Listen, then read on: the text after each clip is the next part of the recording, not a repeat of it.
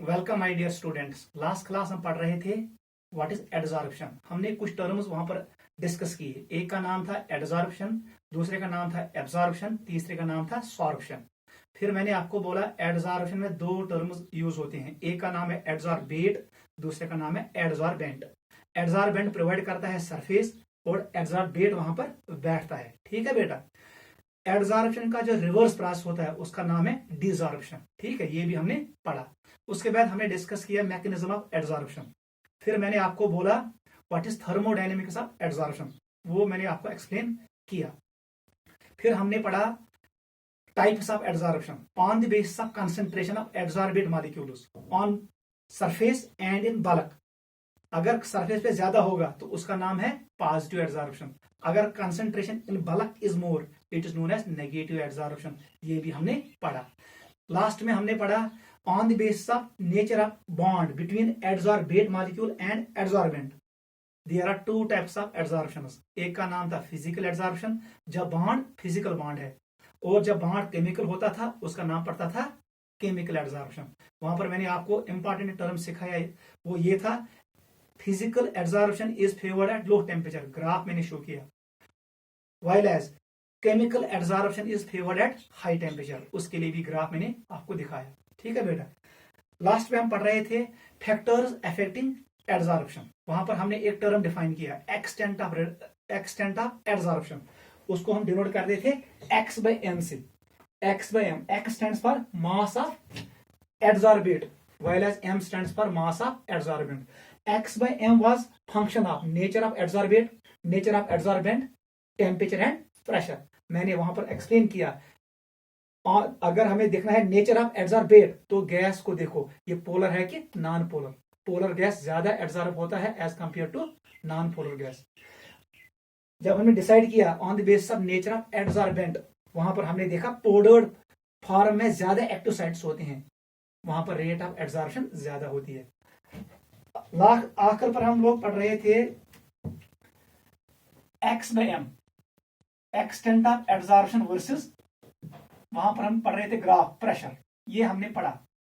ठीक है। मैंने कहा यहां पर क्या करना है, कांस्टेंट टेम्परेचर करो कांस्टेंट, जो कर्व आएगा, जो ग्राफ आएगा उसका नाम पड़ेगा एडजॉर्प्शन आइसोथर्म। मैंने ये कहा आपको फिजिकल एडजॉर्प्शन में ऐसे कर्व आया, it was x by m versus pressure, यहां प्रेशर बढ़ रहा है, कर्व आया था ऐसे, फिर कांस्टेंट। क्लियर बेटा, ऐसे आया। केमिकल एडजॉर्प्शन के लिए भी ऐसे ही कर्व आया, फिजिकल और केमिकल के लिए सेम आया, दोनों के लिए सेम आया। ये मैंने आपको एक्सप्लेन किया। With increase in pressure rate of adsorption first increases both in case of physical as well as in chemical because active sites are free.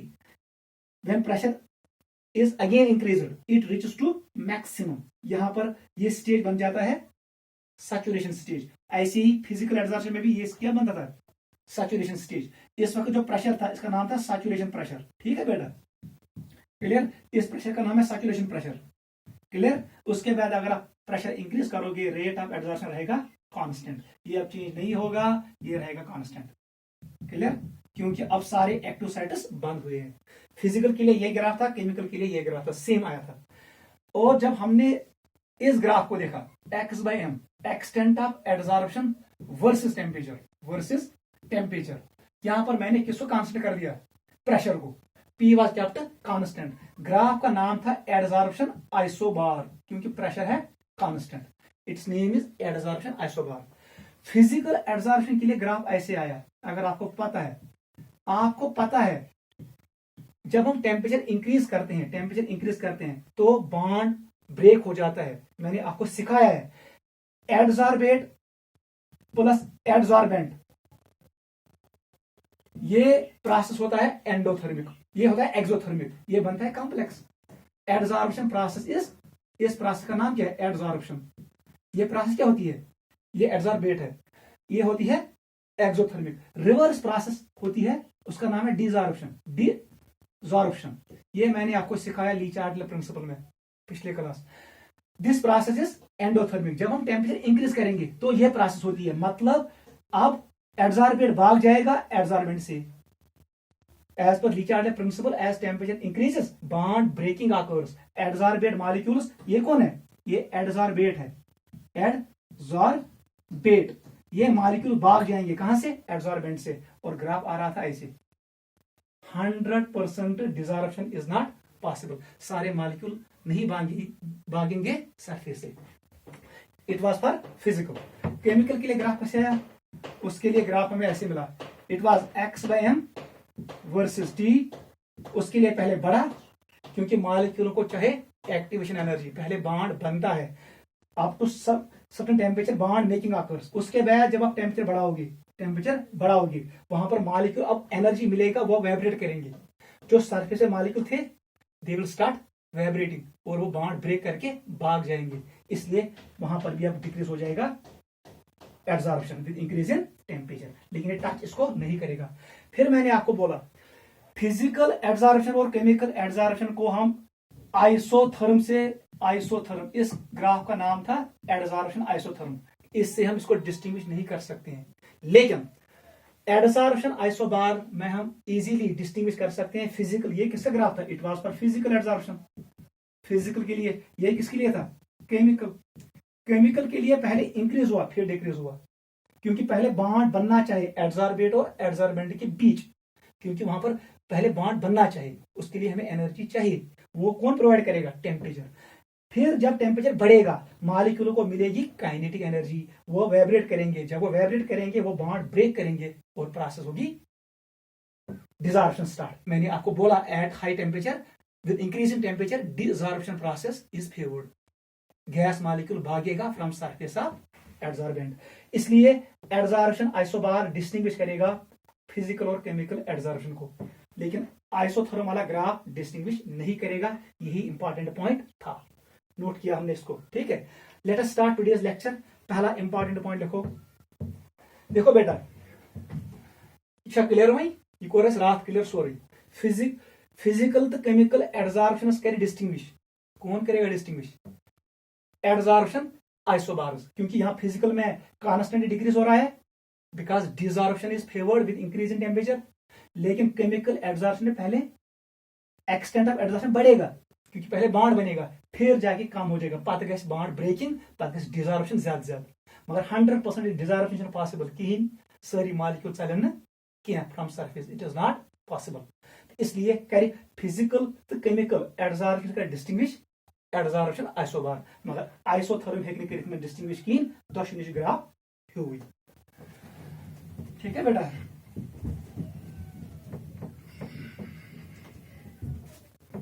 ये हमने डिस्कस किया, इसको बुक से भी पढ़ लेना, ठीक है।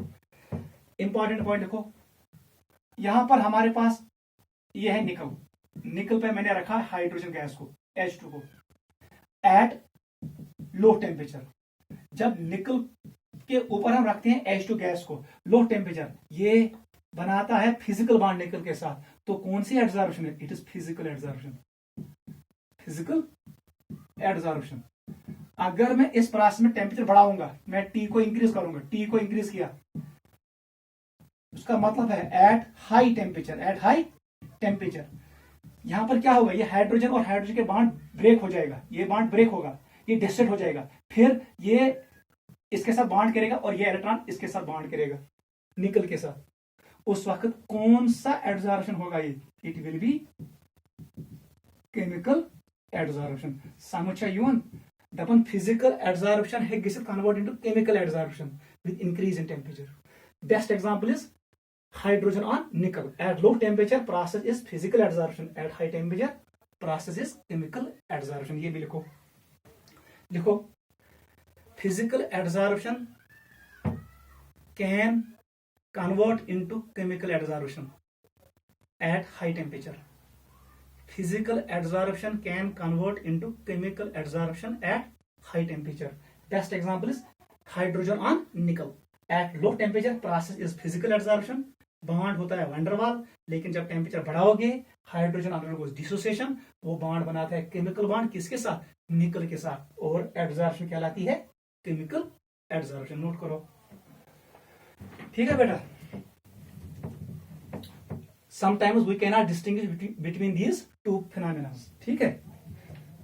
लो टेम्परेचर पे फिजिकल है, हाई टेम्परेचर पे केमिकल है, ये साथ साथ भी हो सकते हैं। ठीक है, टॉपिक का नाम डालो फ्रेंडलिच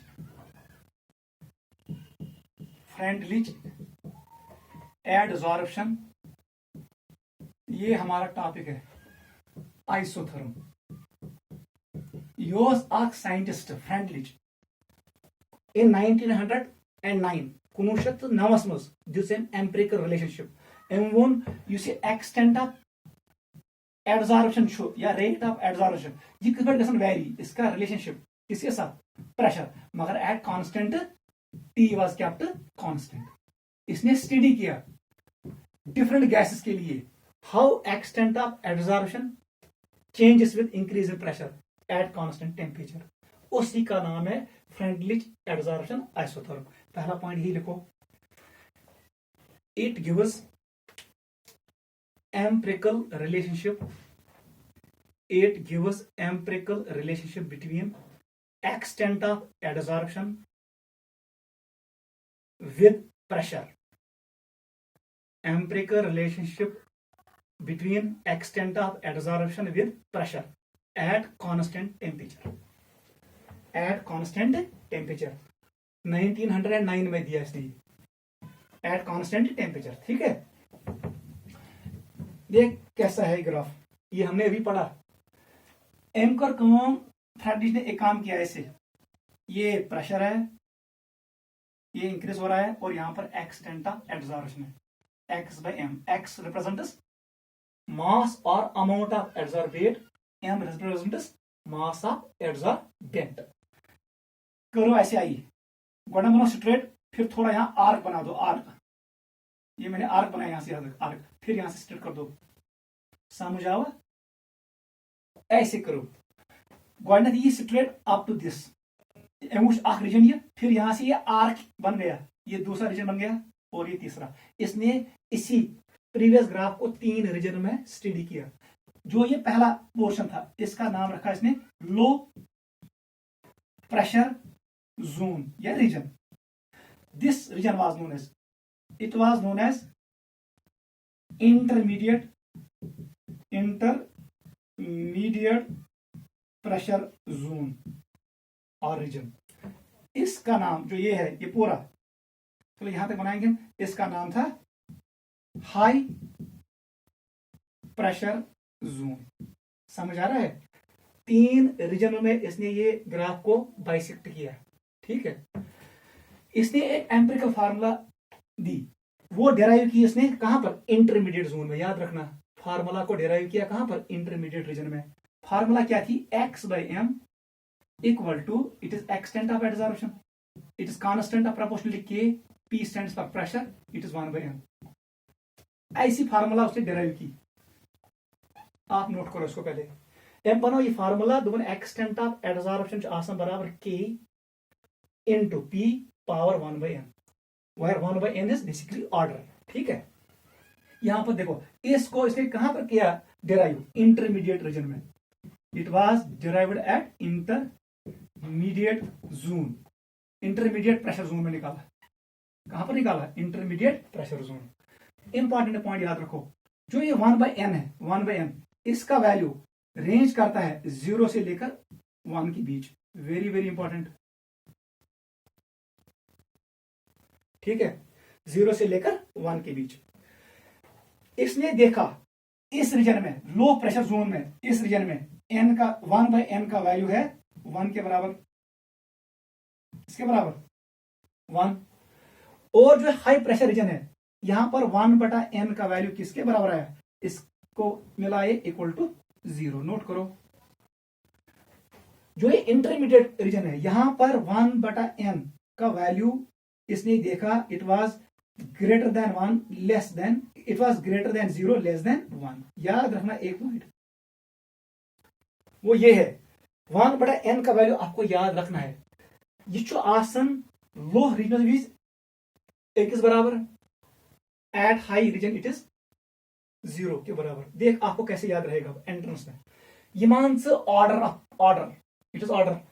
अब देख यहां पर it is straight line, it is straight line passing through origin, मतलब जितना प्रेशर बढ़ रहा है उतना ये बढ़ रहा है। That means first order. इस एरिया में क्या होगा, फर्स्ट ऑर्डर काइनेटिक्स फॉलो करेगा।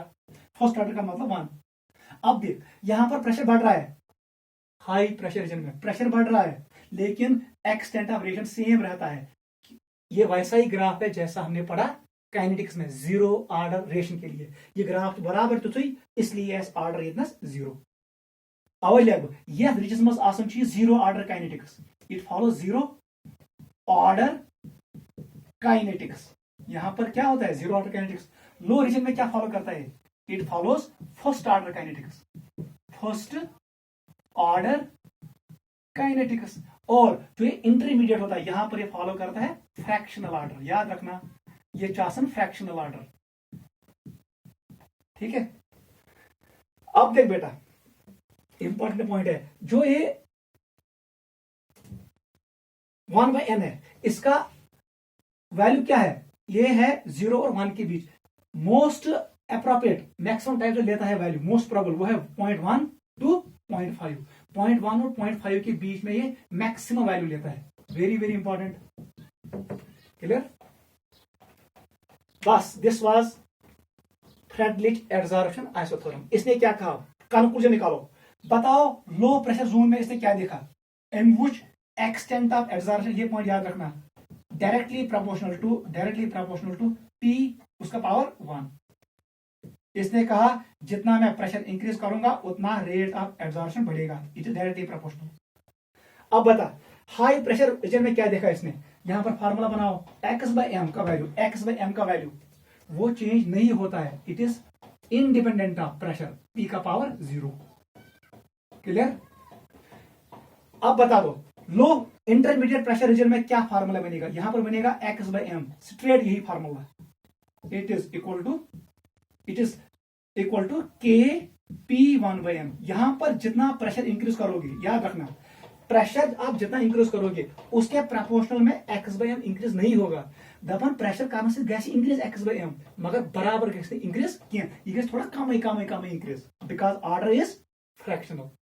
ये 0.4, 0.2, 0.3, 0.5 इसके बीच में है, मतलब प्रेशर इंक्रीज करने से एक्सटेंट ऑफ एडजॉर्प्शन इंक्रीज होगा। ये खैसी हो रही हो, मगर खैसी वार, ये स्ट्रेट नहीं जाएगा, ये जाएगा in the form of arc, in arc you, ठीक है। तो इसका मतलब है एक्सटेंट ऑफ एडजॉर्प्शन बढ़ेगा with increase in pressure in intermediate region, but not equally ये नहीं बढ़ेगा, ये बढ़ वार।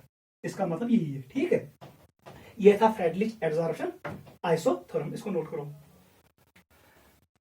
एंट्रेंस में वो क्वेश्चन कैसे पूछेगा, वेरी वेरी इंपॉर्टेंट, वो आपको ऐसे पूछेगा क्वेश्चन, बताओ मुझे what is value of n in low pressure region. Low pressure में n का वैल्यू क्या है, यहां से निकालो, बताओ n किसके बराबर आएगा, मुझे पता है 1/n इक्वल टू 1, 1 को इधर भेजो, n को इधर भेजो, 1/1 इक्वल टू n, मतलब n का वैल्यू 1 के बराबर आएगा। याद रखना इस रीजन में n का वैल्यू है इक्वल टू 1, n1/n का वैल्यू भी 1 के बराबर है, वेरी वेरी इंपॉर्टेंट। आ जाओ इसमें, बताओ 1/n किसके बराबर, 0, n को इधर भेजो, 0 को इधर भेजो, बताओ n का वैल्यू क्या निकलेगा, इधर बताओ, n का वैल्यू आएगा, it will be 1/0, it will be equal to infinity.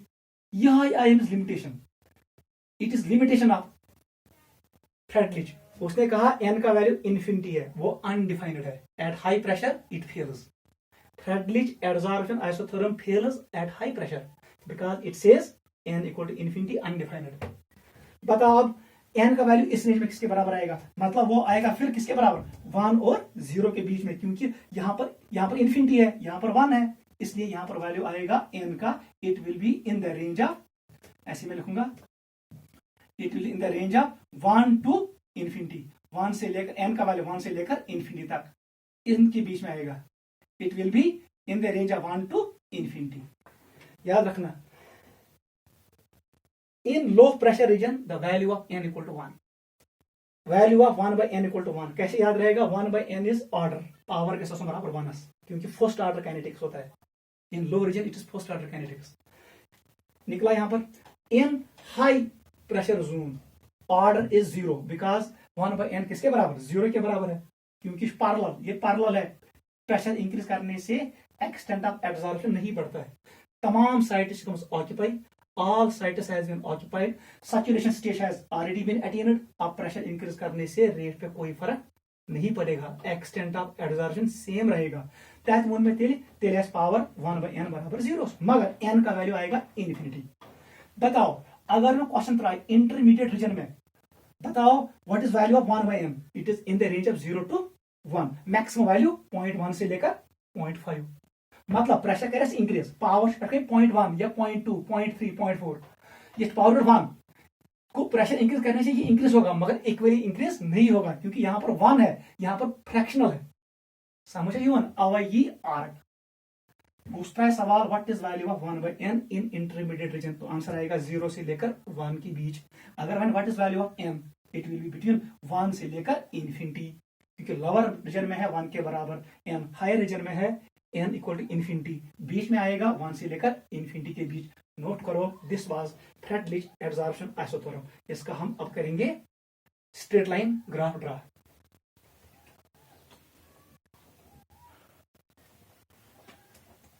ये हुआ क्लियर, एंट्रेंस में आता है।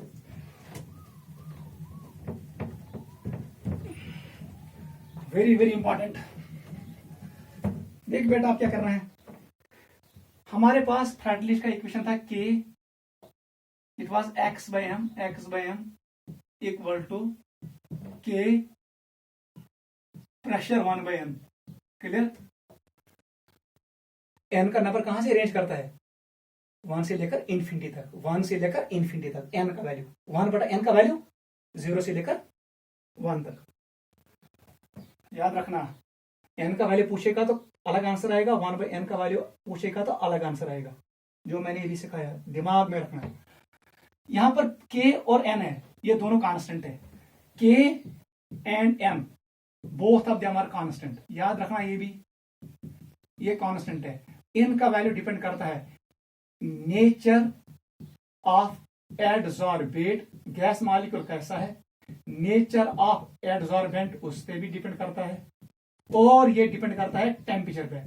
दोनों को डिफाइन करो एट कांस्टेंट टेम्परेचर। अगर टेम्परेचर चेंज करोगे तो इनका वैल्यू भी चेंज होगा। नोट करो, k and n are constants whose value depends on nature of adsorbate, nature of adsorbent and temperature। ठीक है, अब इस इक्वेशन को मुझे कन्वर्ट करना है स्ट्रेट लाइन इक्वेशन में। कैसे करूंगा, ln on both sides, ln it is x/m का बराबर निर्दिली लिन के, ये कन्वर्ट हो जाएगा किसमें, प्रोडक्ट में, product will convert into summation, it is 1/n लिन p। लॉग में कन्वर्ट कर दो, आप यहां से भी ग्राफ निकाल सकते हो, it is y equal to c plus mx। Slope 1/n के बराबर है, ये जेई में आता है। इंटरसेप्ट किसके बराबर है, लिन k के बराबर। अगर मैं प्लॉट करूं लिन x/m, याद रखना, वर्सेस लिन p, इट इज लिन p। ठीक है बेटा, क्या ग्राफ आएगा, ग्राफ ही इक्वेशन ऑफ स्ट्रेट लाइन। इसका क्या है, इंटरसेप्ट यहां पर होगा, पॉजिटिव है इंटरसेप्ट, स्लोप क्या है पॉजिटिव, ग्राफ ऊपर जाएगा ऐसे। जो ये इंटरसेप्ट है यहां से आप निकालोगे लिन के का वैल्यू, और जो ये यहां पर बनेगा right angle triangle perpendicular by base, slope निकालो, वो किसके बराबर होता है, tan थीटा। tan थीटा किसके बराबर होगा, वही होगा किसके बराबर, 1/m। स्लोप से निकलेगा आपको 1/m। परपेंडिकुलर बाय बेस आप ऐसे भी लिख सकते हो, 1/m इक्वल टू p/b, ये भी जेई में आता है। परपेंडिकुलर का वैल्यू देगा, बेस का वैल्यू देगा, बताएगा, बताओ 1/n का वैल्यू किसके बराबर, it is perpendicular by base, 1/n comes from slope, slope से ये आएगा, और इंटरसेप्ट से लेन के, कहां से निकलेगा, इंटरसेप्ट।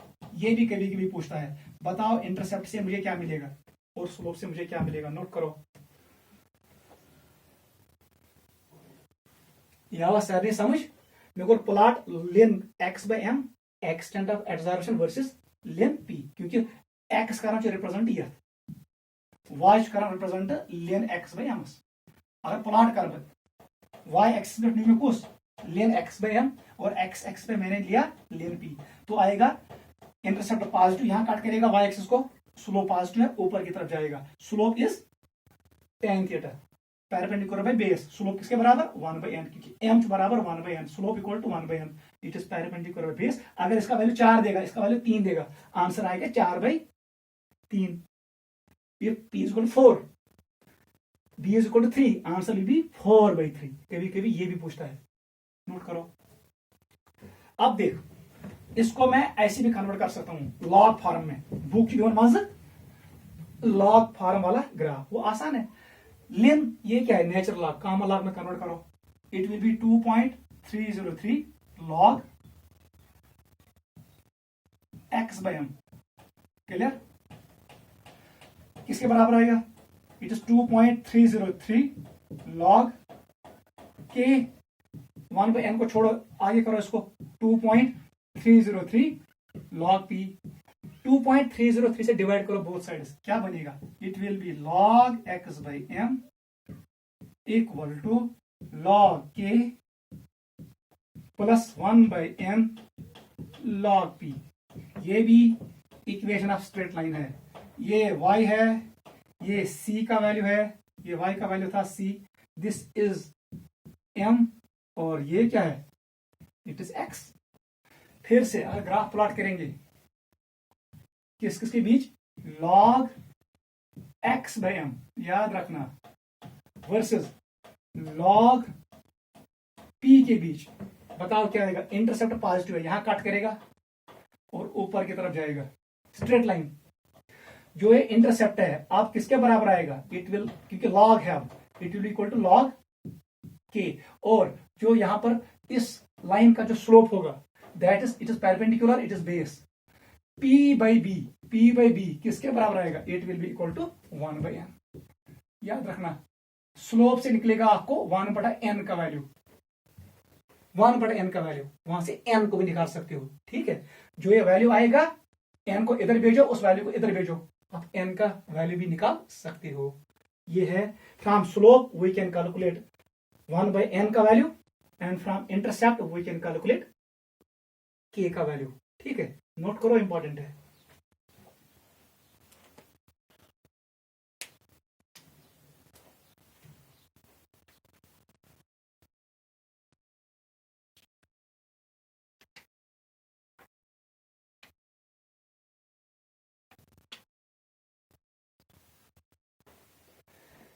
ये हो क्लियर?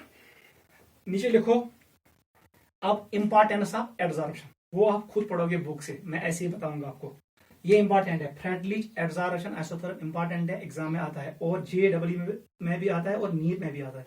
वो आपसे पूछेगा लो रीजन में क्या होगा, हाई रीजन में क्या होगा, इंटरमीडिएट जोन में क्या होगा, इक्वेशन कहाँ डिराइव हुई, स्लोप से मुझे क्या मिलेगा, इंटरसेप्ट से मुझे क्या मिलेगा, ये इक्वेशन स्ट्रेट लाइन है क्या, जो मैंने आपको सारा एक्सप्लेन किया। आसान है, घर में इसको एक बार चेक करना। वैल्यू ऑफ n को देखना है, n का वैल्यू अलग है, 1/n का वैल्यू अलग है, वहां पर आप धोखा खा सकते हो, लेकिन गलती नहीं करना, मैंने अच्छे से आपको एक्सप्लेन किया। लो रीजन में ऑर्डर फर्स्ट ऑर्डर होता है, हाई रीजन में ये 0 ऑर्डर होता है, और बीच में ये फ्रैक्शनल होता है। In intermediate zone order is fractional. क्या होता है मैक्सिमम ऑर्डर, वो भी बोला 0.1 से लेकर 0.5 के बीच में, ठीक है, वो मैंने आपको एक्सप्लेन किया, अच्छे से पढ़ना, ये आराम से रिवाइज, इंपॉर्टेंट इशू। नीचे लिखो एप्लीकेशन ऑफ एडजॉर्प्शन, ये पढ़ना है स्ट्रेट एनसीईआरटी से, एनसीईआरटी से स्ट्रेट वहां पढ़ना है, ठीक है। उसने लिखा है स्ट्रेट, याद रखना है, इसमें कुछ रॉकेट साइंस नहीं है, ये याद रखना है, मेमोरी बेस है। पहला पॉइंट लिखो application of adsorption, application of adsorption, इसका क्या क्या एप्लीकेशन है, देख बेटा। First, to create high vacuum, अगर आपको हाई वैक्यूम चाहिए, you can use activated charcoal, वो सारा गैस एब्जॉर्ब करेगा और हमें मिलेगा high vacuum, first point. Second, control humidity को कंट्रोल करना है, you can use silica gel, और you can use aluminium gel, ये होता है सिलिकॉन डाइऑक्साइड, ये होता है aluminium oxide, silicon gel and aluminium gel, ये मॉइस्चर को एब्जॉर्ब करेगा, अपने आप पे रखेगा और वहां पर ड्राइनेस आएगी, मॉइस्चर कंट्रोल होगा। थर्ड लिखो गैस मास्क्स, जो गैस मास्क्स होते हैं वहां पर माइनस होते हैं, वहां पर टॉक्सिक गैसेस होते हैं, सल्फर डाइऑक्साइड, कार्बन मोनोऑक्साइड। वहां पर जब लोग काम करते हैं उनको इनहेल जो करते हैं गैसेस, वो फिर उनको पंगा हो जाता है। उस टॉक्सिक गैस को रिमूव करने के लिए हम वहां पर पुट करते हैं एक्टिवेटेड चारकोल। वो टॉक्सिक गैस को रिमूव करेगा, फिर वहां पर काम करना आसान बन जाएगा। ठीक है, गैस मास्क में यूज करते हैं कंसेप्ट ऑफ एब्जॉर्प्शन। फोर्थ लिखो डिकलराइजिंग के लिए, डिकलराइजिंग हमारे पास होता है केन शुगर, उसको डिकलराइज करना है, उसमें से कलर निकालना है, हम यूज करते हैं एनिमल चारकोल, ये इसको डिकलराइज करता है। ठीक है, ऐसे ही हम फ्रॉथ फ्लोटेशन में जब हम सल्फर को करते हैं कंसंट्रेट, सल्फाइड ओरस को, वहां पर भी यही हम यूज करते हैं, concentration of sulphide ORS by using froth flotation process, concept of absorption. 6 लिखो हम इसको यूज कर सकते हैं ड्रग्स में, क्योरिंग ऑफ डिजीज, बीमारियों को दूर करने में, क्योरिंग ऑफ डिजीज। जब कुछ ड्रग्स ऐसे होते हैं वो जर्म्स को अपने ऊपर एब्जॉर्ब करते हैं, फिर वो रिमूव हो जाते हैं, क्योरिंग ऑफ डिजीज। 7 लिखो हम इसको यूज कर सकते हैं एनालिस्ट, क्वालिटेटिव एनालिस्ट में, या हम ऐसे लिखेंगे, हम इसको यहां पर यूज कर सकते हैं क्रोमेटोग्राफिक एनालिसिस, क्रोमैटोग्राफिक एनालिसिस, वहां पर भी यूज कर सकते हैं कंसेप्ट को। 8 लिखो separation of noble gases, noble गैसों को सेपरेट करने के लिए भी यूज कर सकते हैं, सेपरेशन ऑफ नोबल गैसेस, उनको सेपरेट करने के लिए हम ये कंसेप्ट यूज कर सकते हैं। हम इसको यूज कर सकते हैं टाइट्रेशन में सिल्वर हैलाइड्स हमारे पास होते हैं, सिल्वर क्लोराइड, सिल्वर ब्रोमाइड, ये एब्जॉर्ब करते हैं कुछ डाइज को एंड पॉइंट पे, वहां पर हम वो उस वक्त हम यूज कर सकते हैं, सिल्वर हैलाइड टाइट्रेशन में हम यूज कर सकते हैं कंसेप्ट ऑफ एब्जॉर्प्शन। ये बहुत सारे एप्लीकेशन है किसके, एब्जॉर्प्शन के, आप बाकी एनसीईआरटी बुक से पढ़ सकते हो। This was all about absorption. Next class हम कंटिन्यू करेंगे कैटालिसिस, इसको नोट करो।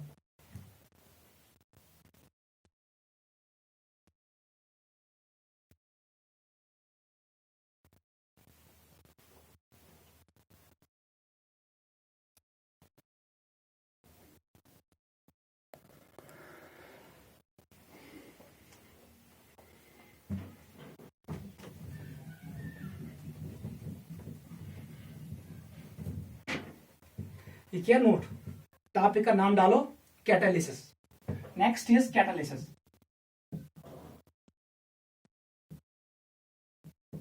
डालो नाम।